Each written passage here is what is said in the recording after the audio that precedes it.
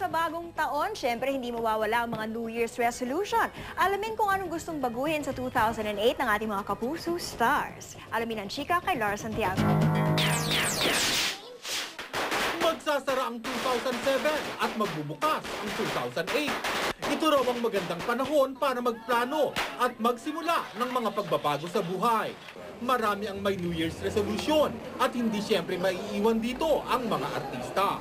Karamihan sa kanila tungkol sa trabaho ang ipinapangakong gagawin ngayong 2008. Siguro mas pagbubutihin ko lang yung trabaho ko. Yun lang naman yung New Year's resolution ko.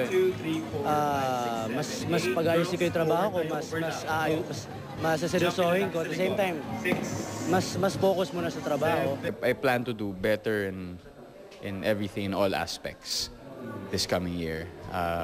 To prove to myself and to everyone that I am where I should be. Sina Marian Rivera at Marky Cielo, pamilya at ugali ang gustong bigyan ng pansin at baguhin ngayong bagong taon. Mas bibigyan ko ng time yung family ko. Magdadagdag ako ng konting time kasi itong mga nakaraan talagang wala akong time sa kanila.